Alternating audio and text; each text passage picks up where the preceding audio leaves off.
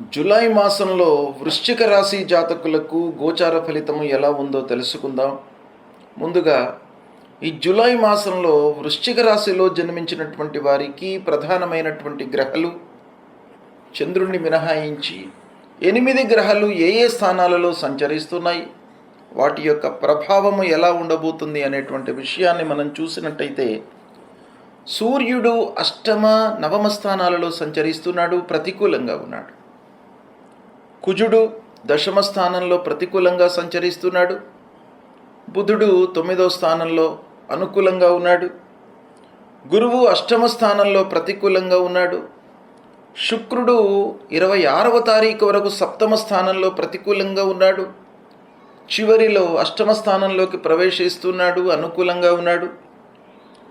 శనైశ్వరుడు పంచమ స్థానంలో ప్రతికూలంగా ఉన్నాడు. రాహువు అర్ధాష్టమ స్థానంలో ప్రతికూలంగా ఉన్నాడు.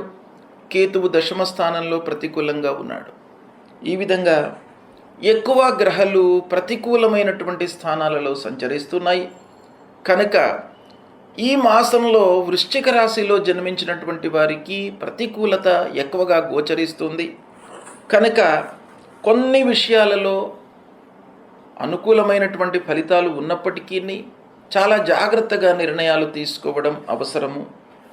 ముఖ్యమైనటువంటి గ్రహాలు, ప్రధానమైనటువంటి గ్రహాలు గురువు, శని, రాహువు, కేతువు, అంగారకుడు, సూర్యుడు ప్రతికూలమైనటువంటి స్థానాలలో సంచరిస్తున్నారు. కాబట్టి సమయస్ఫూర్తితో మీరు నిర్ణయాలు తీసుకోవాలి. ప్రారంభించే ముందు ఆ పని గురించి కూలంకషంగా ఒక అవగాహనకు వచ్చిన తర్వాత ప్రారంభించండి. లోటుపాటులను, లాభ నష్టాలను బేరీజు వేసుకొని ప్రారంభించడం అన్ని రకాలుగా ఉత్తమం.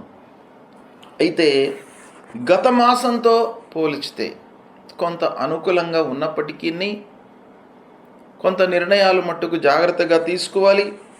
చాలా విషయాలలో ఆచితూచి నిర్ణయాలు తీసుకోవడం అవసరము. ఇక ఉద్యోగస్తులకు ఆఫీసులో పని భారం బాగా పెరుగుతుంది. అష్టమ నవమ స్థానాలలో సూర్యుడు సంచరిస్తున్నాడు. కనుక ఆకస్మికమైనటువంటి గ్యాప్ ఏర్పడేటువంటి అవకాశాలు ఉన్నాయి ఉద్యోగస్తుల మధ్యన. తోటి ఉద్యోగులతో మీరు చాలా సంయమనంతో ఉండాలి.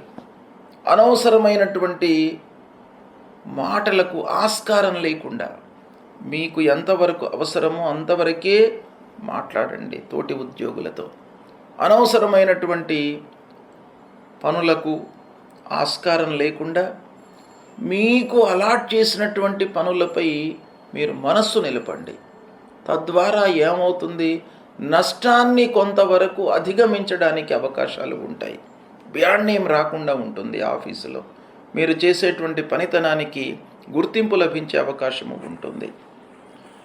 ఇక అధికారులతో జాగ్రత్తగా ఉండాలి. ఉద్యోగస్తులు అనవసరమైనటువంటి విమర్శలకు గురయ్యే అవకాశాలు ఉన్నాయి.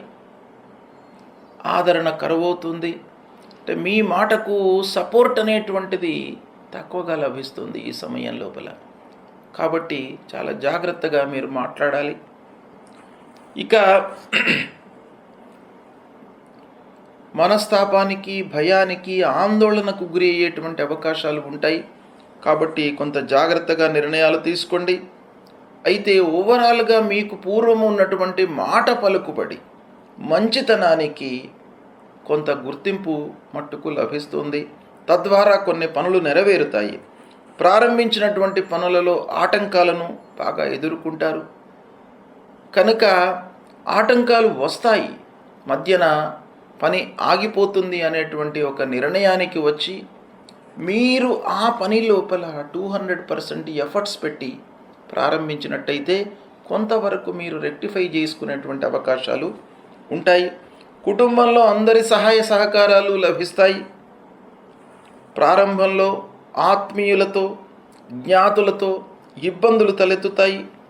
అయితే మాసాంతంలో కొంత అనుకూలమైనటువంటి వాతావరణం గోచరిస్తుంది. ఆకస్మికంగా డబ్బు మీకు చేతికి అందేటువంటి అవకాశం కూడాను ఒక పక్కన కనబడుతుంది. అది కొంత మీకు సంతృప్తిని, ఆనందాన్ని ఇచ్చేటువంటి అంశం కనుక మీకు మాసాంతంలో కొంత కలిసి వస్తుంది. విందులు వినోదాలకు హాజరవుతారు.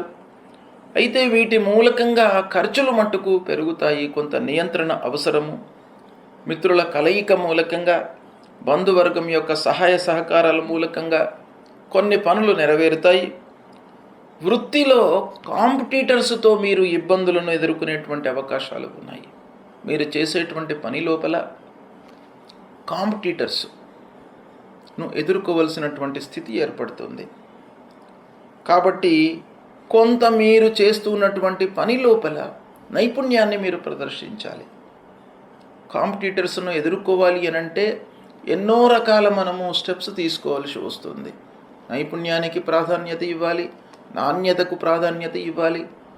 వ్యాపారస్తులు చేసేటువంటి వ్యాపారంలో మీరు ఒక సజావుగా ముందుకు వెళ్ళడము, కొన్ని నిర్ణయాలు సమయస్ఫూర్తితో తీసుకోవడము, ఇవన్నీ కూడాను అవసరము. పాత బకాయిలు మటుకు మీకు వసూలవుతాయి, చేతికి అందుతాయి. వాహనం మూలకంగా ఖర్చులు గోచరిస్తున్నాయి. కాబట్టి వాహనములతో కొంత జాగ్రత్తగా ఉండండి. ఓవరాల్గా ఈ మాసంలో మిగతా అన్ని రంగాలలో కొన్ని ఇబ్బందులు ఎదుర్కొన్నప్పటికీ వ్యాపారస్తులు కొంతవరకు సంతృప్తిగానే ఉంటారు. చేతిలో ఉన్నటువంటి వ్యాపారము సజావుగా ముందుకు కొనసాగుతుంది. ఇబ్బందులు లేకుండా మీరు ఆ వ్యాపార లావాదేవీలను పూర్తి చేయగలుగుతారు. కొత్త ఒప్పందాలను చేసుకునేటువంటి అవకాశం కూడాను కొంతవరకు కనబడుతుంది. అయితే మిగతా గ్రహాల యొక్క ప్రతికూలత మూలకంగా కొత్త వ్యాపారాన్ని ప్రారంభించకుండా ఉండడమే మంచిది. ఈ మాసంలో చేతిలో ఉన్నటువంటి వ్యాపారానికే ప్రాధాన్యత ఇవ్వండి. అందులోనే మీరు సంతృప్తిగా మీరు వ్యాపారం చేయండి. మీకు లాభాలు చేకూరేటువంటి అవకాశాలు ఉన్నాయి. ఓవరాల్గా మీరు ఈ మాసంలో ప్రతి నిర్ణయంలోనూ మనస్సు నిలిపి 1కి 4 సార్లు ఆలోచించి నిర్ణయాలు తీసుకోవడం మంచిది. ఖర్చులను నియంత్రించుకోవడము, అనవసరమైనటువంటి విషయాల్లో తలదూర్చకుండా ఉండడము ఈ మాసంలో మీకు చాలా అవసరము. వీటిని మీరు ఆచరణలో పెట్టండి, శుభ ఫలితాలను పొందుతారు. గోచార రీత్యా ముఖ్యమైనటువంటి గ్రహాలు ప్రతికూలంగా సంచరిస్తున్నప్పుడు మనము కొన్ని పరిహారాలు చేసుకోవాలి. పరిహారాలలో 2 ముఖ్యమైనటువంటి కర్తవ్యాలు మనం ఆచరించాలి. ఒకటి, ఏ గ్రహనైతే మనకు ప్రతికూలంగా సంచరిస్తున్నాయో వాటిని రెక్టిఫై చేసుకోవడానికి వాటి కారకత్వాలను దృష్టిలో పెట్టుకొని మనము ఫిజికల్గా చేయడము. శని బాగాలేడు, ఆర్థికమైనటువంటి ఇబ్బందులు వచ్చే అవకాశాలు ఉంటాయి. కాబట్టి దానికి ఆర్థికపరమైనటువంటి ఖర్చులను మనం తగ్గించుకోవడము, నియంత్రించుకోవడము, ఆదాయ మార్గాలను పెంచుకోవడము, వ్యాపారంలో కొంత జాగ్రత్తలు తీసుకోవడం, ఇవన్నీ కూడాను మనం చేయవలసినటువంటి విషయాలు. ఇక భగవంతుడి అనుగ్రహం కొరకై మనము పరిహారం చేసుకోవాలి. సూర్యుడు ప్రతికూలంగా ఉన్నప్పుడు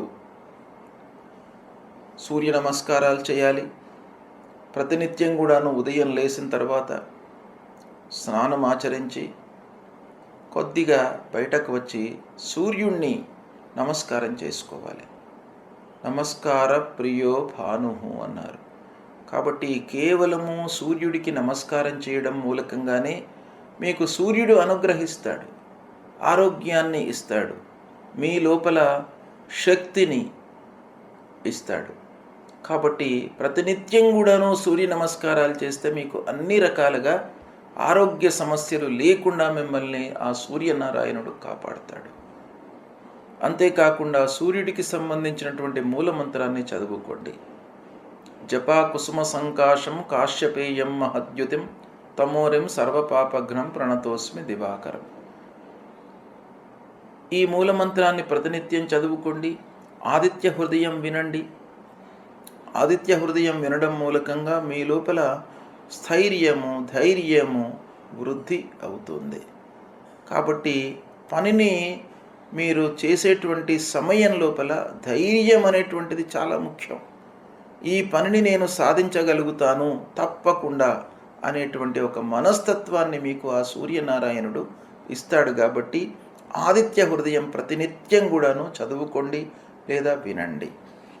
ఇక అంగారకుడు ప్రతికూలంగా ఉన్నప్పుడు అంగారకుడి విషయమై సుబ్రహ్మణ్య స్వామిని అర్చించండి. సుబ్రహ్మణ్య స్వామి దేవాలయానికి వెళ్ళడము, సుబ్రహ్మణ్య స్వామిని కొలవడము, సుబ్రహ్మణ్య స్వామికి సంబంధించినటువంటి స్తోత్ర పారాయణం చేయడము, అంగారకుడి మూలమంత్రాన్ని ప్రతినిత్యం కూడాను చదువుకోవడము, ఇవి చేసినట్టయితే మీకు అంగారకుడు ప్రీతి చెంది మీ లోపల ఆ ధైర్యాన్ని, ఆటంకాలు లేకుండా, దురుసుతనాన్ని మీకు ఆపాదించకుండా మీ లోపల ఒక స్థిరమైనటువంటి మనస్సును ఇస్తాడు. కాబట్టి అంగారకుడి ప్రీత్యర్థమై ఈ పరిహారాలు చేసుకోండి. ఇక బుధుడు ముఖ్యంగా మీకు వ్యాపారం పైన, మీ విచక్షణ పైన, బుద్ధి పైన ఎక్కువ ప్రభావాన్ని చూపించేటువంటి గ్రహం. కాబట్టి ఆ మంచి ఆలోచనలు కలగడానికి, సమయస్ఫూర్తితో నిర్ణయాలు తీసుకోవడానికి ఆ బుధుడి యొక్క అనుగ్రహం కావాలి. బుధుడి యొక్క అనుగ్రహము ఎలా వస్తుంది? మీరు విష్ణుమూర్తిని ప్రతినిత్యం కూడాను కీర్తించడము, జపించడము, స్తోత్రం చేయడము, పూజించడం మూలకంగా మీకు కలుగుతుంది. కనుక ప్రతినిత్యము విష్ణు సహస్రనామ పారాయణం చేసుకోండి. తద్వారా మీకు ఒక సుఖమయమైనటువంటి జీవనాన్ని ఇస్తాడు ఆ నారాయణుడు. కాబట్టి ఆ బుధుడి ప్రీతి కొరకై విష్ణు సహస్రనామ పారాయణం చేయండి. ప్రతినిత్యము చేయండి. వీలు కానట్టయితే వారానికి ఒకసారైనా కూడాను చేయండి, లేదా వినండి. విష్ణు సహస్రనామాలు విన్నట్టయితే మీ స్థితి లోపల, మీ ఉనికి లోపల ఇబ్బంది లేకుండా మిమ్మల్ని కాపాడతాడు. అంటే హెచ్చు తగ్గులు లేకుండా మీ స్థితి ఎలానైతే ఉందో దానికి ఇంకా ఉన్నతమైనటువంటి స్థితినే మీకు ఇస్తాడు. ఇక గురువు ప్రతికూలంగా ఉన్నప్పుడు గురువు యొక్క మూలమంత్రాన్ని పఠించండి. దేవానాంచ ఋషీణాంచ గురుం కాంచన సన్నిభం వందనీయం త్రిలోకానాం తం నమామి బృహస్పతిం అనేటువంటి మూలమంత్రాన్ని ప్రతినిత్యం కూడాను పఠించండి. ముఖ్యంగా గురువు ప్రతికూలంగా ఉన్నప్పుడు ప్రథమ గురువులు అయినటువంటి తల్లిదండ్రులను సేవించండి. తల్లిదండ్రుల యొక్క సేవా మూలకంగా మీకు వాళ్ళ యొక్క అనుగ్రహం లభిస్తుంది, వాళ్ళ యొక్క దీవెనలను పొందుతారు. తప్పకుండా తల్లిదండ్రులు ఒక లాభాపేక్ష లేకుండా మిమ్మల్ని ఈ స్థితికి తీసుకువచ్చి ఉంటారు. కాబట్టి వాళ్ళ యొక్క ఆలోచన, వాళ్ళ యొక్క దీవెన మీకు లభించాలి అని అంటే తప్పకుండా గురువులను సేవించడము, తల్లిదండ్రులను సేవించడము, ఇవి తప్పకుండా చేయండి. దత్తాత్రేయ స్వామిని కొలవండి, సుబ్రహ్మణ్య స్వామిని, దక్షిణామూర్తిని కొలవండి. ఇవి చేయడం మూలకంగా మీకు గురువు ప్రీతి చెంది ఆ గురువు మూలకంగా కలిగేటువంటి ప్రతికూలం దూరం అవుతుంది. ఇక శుక్రుడు ప్రతికూలంగా ఉన్నప్పుడు లక్ష్మీ అమ్మవారిని కొలవండి. లక్ష్మీ అష్టోత్తరాన్ని ప్రతినిత్యం కూడాను చదవండి. చేసినట్టయితే ఆ శుక్రుడు ప్రీతి చెందుతాడు. ఇక శనీశ్వరుడు ప్రతికూలంగా ఉన్నప్పుడు శని నిమిత్తమై శనికి సంబంధించినటువంటి మూలమంత్రం నీలాంజన సమాభాసం రవిపుత్రం యమాగ్రజం ఛాయా మార్తాండ సంభూతం తం నమామి శనైశ్చరం అనేటువంటి మూలమంత్రాన్ని ప్రతినిత్యం కూడాను చదవండి. శనికి సంబంధించినటువంటి స్తోత్రాన్ని కూడాను పారాయణం చేసుకోండి. హనుమాన్ చాలీసా పారాయణం చేయండి. తప్పకుండా మీ లోపల భయాందోళనలకు గురి కాకుండా ఆంజనేయ స్వామి అభయము మీకు ఇస్తాడు. ఆ అభయాంజనేయ స్వామి మిమ్మల్ని రక్షిస్తాడు, భయాందోళనకు గురి కాకుండా మిమ్మల్ని చూస్తాడు. కాబట్టి హనుమాన్ చాలీసా చదవండి. శనికి సంబంధించినటువంటి మూలమంత్రాన్ని చదవండి.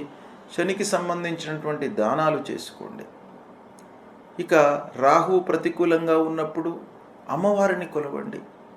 దుర్గామాత మీ లోపల ఒక స్థిరమైనటువంటి ఆలోచనలు, భయము లేకుండా, దుఃఖము కలగకుండా, ఒక అసహనము లేకుండా, అధైర్యముకి లోను కాకుండా మిమ్మల్ని అమ్మవారు కాపాడుతారు. కాబట్టి అమ్మవారి దేవాలయానికి వెళ్ళండి. అమ్మవారిని ప్రతినిత్యం కూడాను పూజించండి.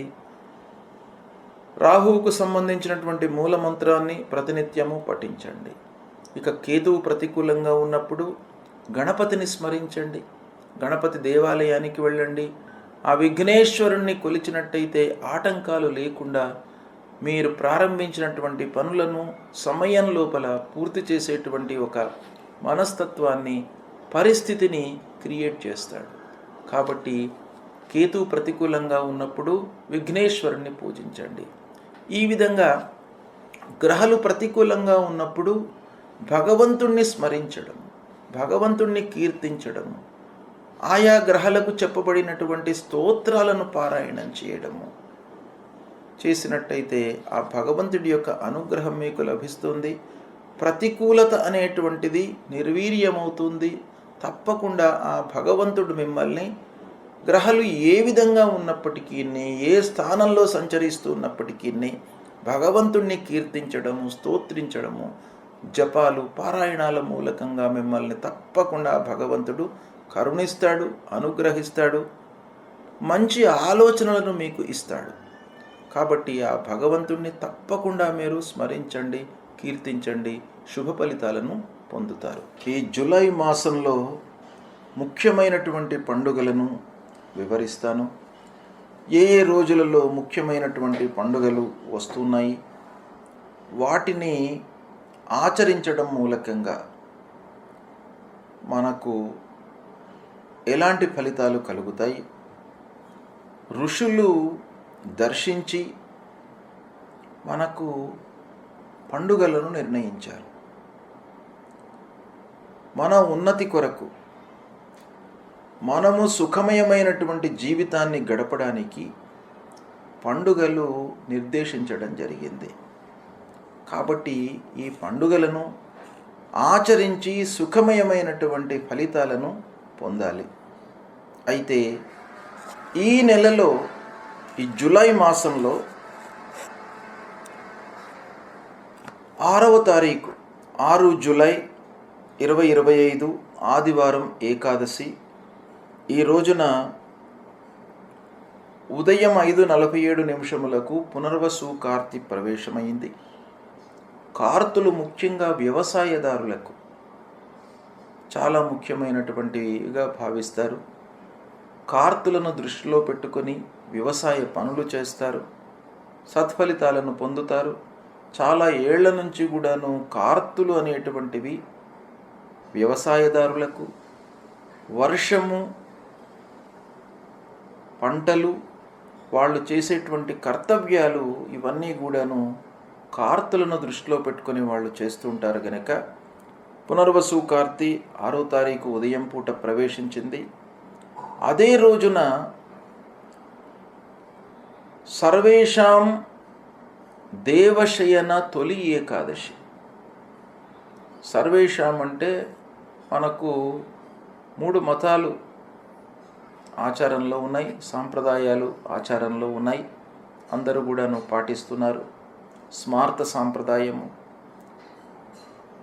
వైష్ణవ సాంప్రదాయము, కేవల వైష్ణవ సాంప్రదాయము, భాగవత సాంప్రదాయము, ఇలా ఈ సాంప్రదాయాలు మనకు ఆచారంలో ఉన్నాయి. అయితే అందరికీ కూడాను 6వ తారీఖు తొలి ఏకాదశి అవుతుంది. ఈ తొలి ఏకాదశితో చాతుర్మాస్యాలు ప్రారంభమవుతాయి. గృహస్థులకు ఆషాఢ శుక్ల ఏకాదశితో చాతుర్మాస్యాలు ప్రారంభమవుతాయి. పౌర్ణిమతో పరివ్రాజులకు చాతుర్మాస్యాలు ప్రారంభమవుతాయి. అయితే ఈ చాతుర్మాస్యము అనేటువంటిది ఒక దీక్ష. ఈ 4 మాసాలు దీక్షలో ఉంటారు గృహస్థులు. అంటే ఈ నెలల లోపల కొన్ని వర్జ్యము చెప్పబడి ఉంది. కాబట్టి ఈ చాతుర్మాస్యాలు 6వ తారీఖు నుండి ప్రారంభమవుతున్నాయి. కనుక దీక్ష అనేటువంటిది గృహస్థులకు ప్రారంభమవుతుంది. ఇదే రోజున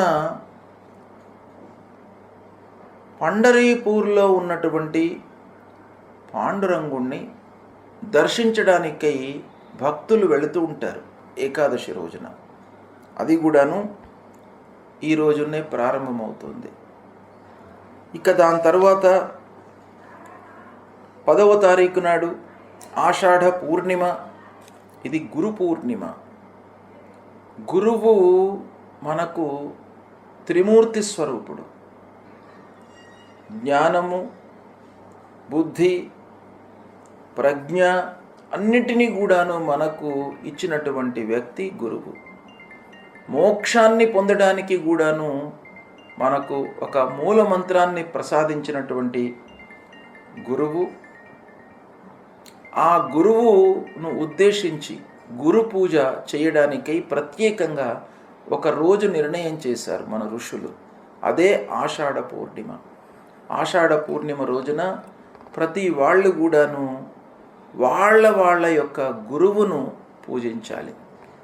విద్యా గురువు కానివ్వండి, జ్ఞానాన్ని ప్రసాదించడానికి ఎవరైతే మనకు మూలమంత్రాన్ని ఉపదేశించారో అలాంటి గురువును, తర్వాత దత్తాత్రేయ స్వామిని, దక్షిణామూర్తిని, ఇలా గురువును పూజించడానికై మనకు ప్రత్యేకంగా ఆషాఢ పూర్ణిమ గురు పూజోత్సవం జరుపుకోవాలి అనేటువంటి ఉద్దేశంతో ఆషాఢ పూర్ణిమ రోజున మనకు ఋషులు నిర్దేశించారు గనక ఆ రోజున మనము అందరం కూడాను గురువులను పూజించాలి. అది 10వ తారీఖు నాడు వస్తుంది. ఇక 14 జూలై సంకష్టహర చతుర్థి వ్రతం. ఈ సంకష్టహర చతుర్థి వ్రతాన్ని ఆచరించడం మూలకంగా మనము ఇబ్బందులను ఎదుర్కొంటున్నటువంటి అన్ని ఇబ్బందులు కూడాను ఈ వ్రతము ఆచరించడం మూలకంగా దూరం అవుతాయి. అంటే ఈ వ్రతములోనే మనకు ఈ పేరులోనే ఉంది సంకష్టహర చతుర్థి వ్రతం. సంకటహర చతుర్థి వ్రతం అన్ని సంకటాలను, ఇబ్బందులను దూరం చేసేటువంటి వ్రతం సంకష్టహర చతుర్థి వ్రతం. ఇది 14వ తారీఖు నాడు వస్తుంది. ఈ వ్రతం యొక్క విధానం ఏంటంటే ఉదయం నుండి కూడాను మనం ఉపవాసంతో ఉండి గణపతిని ప్రార్థించి గణపతికి షోడశోపచార పూజ, అభిషేకము, పారాయణాలు చేసి చంద్రోదయం తరువాత, అంటే చంద్రుణ్ణి చూసిన తర్వాత, ఈరోజు చంద్రోదయము రాత్రి 9:42 ఉంది. ఆ 9:42 తర్వాత మనము మళ్ళీ భోజనం చేయాలి. ఇది ఈ వ్రతం యొక్క విధానం. అంటే ఉదయం నుంచి కూడాను ఉపవాసంతో ఉండి చంద్రుణ్ణి దర్శించిన తర్వాత ఉపవాస దీక్ష వదిలి అప్పుడు మనం భుజించడము, తర్వాత ఈ గణపతిని స్మరించడము, అభిషేకం చేయడము ఈ వ్రతానికి సంబంధించినటువంటి విధానము. దీన్ని మనము పాటించడం మూలకంగా కష్టాల నుండి బయటపడతాం, ఇబ్బందుల నుండి విముక్తులమవుతాము. మనకు ఆ గణపతి అభయాన్ని ఇస్తాడు. అంటే ఒక వరద గణపతి, అంటే మనము కోరినటువంటి కోరికలను తీరుస్తాడు, అభీష్ట కార్యసిద్ధి కలుగుతుంది. ఇక 16వ తారీఖు నాడు కర్కాటక సంక్రమణ సాయంత్రం 5:32 ప్రవేశిస్తుంది. దీని తర్వాత దక్షిణాయనం ప్రారంభమవుతుంది. కర్కాటక సంక్రమణతో దక్షిణాయనం ప్రారంభమవుతుంది. మకర సంక్రమణతో ఉత్తరాయణం ప్రారంభమవుతుంది. కనుక ఈ దక్షిణాయనం ప్రారంభమైన తర్వాత కొన్ని ముఖ్యమైనటువంటి పనులు నిషిద్ధమని శాస్త్రం చెప్పింది. దక్షిణాయనంలో ఉపనయనాది కార్యక్రమాలు పనికిరావు, చాతుర్మాస్యం లోపల కూడాను వివాహాది శుభకార్యాలు పనికిరావు అని కొంత చెప్పబడినప్పటికీ కొంతమంది ఋషులు కొన్ని ప్రత్యేకమైనటువంటి మాసాలు పనికి వస్తాయి అనేటువంటి విషయం కూడాను ఉంది గనక చాతుర్మాస్యాల లోపల శ్రావణ మాసం ఆచారంలోకి వచ్చేసింది. శ్రావణ మాసంలో వివాహాది శుభకార్యాలు చేస్తున్నారు. అయితే ఈ కర్కాటక సంక్రమణతో దక్షిణాయనం ప్రారంభమవుతుంది. సంక్రమణ ప్రారంభమైన తర్వాత ఉదయం నుండి ఈ ప్రవేశం వరకు సంక్రమణ పుణ్యకాలం ఉంటుంది. ఈ పుణ్యకాలం లోపల పితృదేవతలను ఉద్దేశించి తర్పణాదులు సమర్పించినట్టయితే పితృదేవతలు ప్రీతి చెంది మనను అనుగ్రహిస్తారు. కనుక ఈ సంక్రమణ రోజున నదీ స్నానం కానీ, దగ్గర ఉన్నటువంటి ఏదైనా కూడా తటాకానికి కానీ వెళ్ళి స్నానం ఆచరించి పితృదేవతల ప్రీత్యర్థమై తర్పణాలు మనం వదిలినట్టయితే ఆ పితృరూపంలో, భగవంతుని రూపంలో ఉన్నటువంటి ఆ పితృదేవతలు మనను అనుగ్రహిస్తారు. ఇక తర్వాత 23 జూలై మాస శివరాత్రి.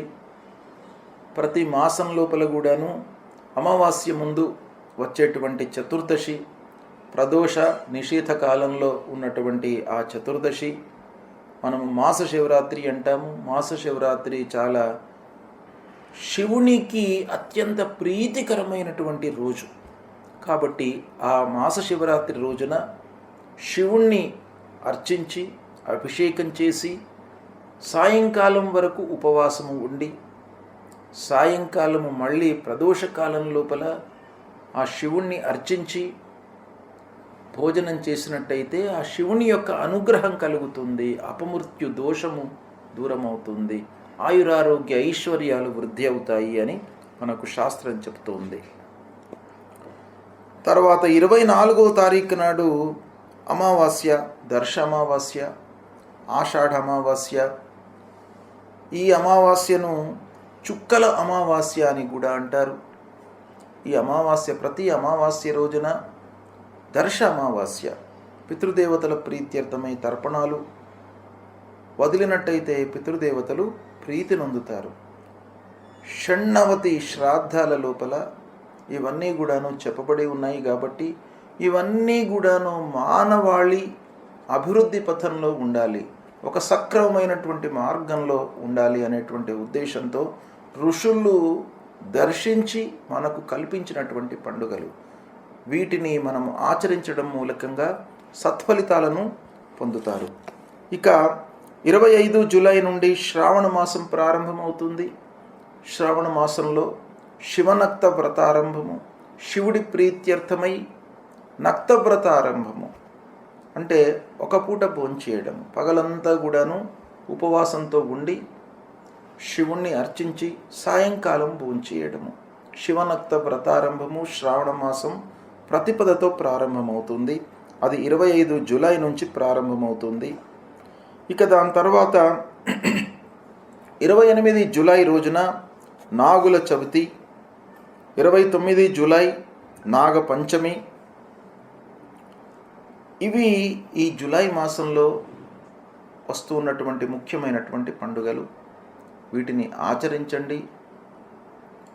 శాస్త్రంలో చెప్పిన విధానంతో వ్రతాన్ని, సంక్రమణలను, పండుగలను ఆచరించి సత్ఫలితాలను పొంది సుఖమయమైనటువంటి జీవితాన్ని పొందడానికి అవకాశం ఉంటుంది. కాబట్టి వీటిని దృష్టిలో పెట్టుకొని ఆచరించండి. శుభం.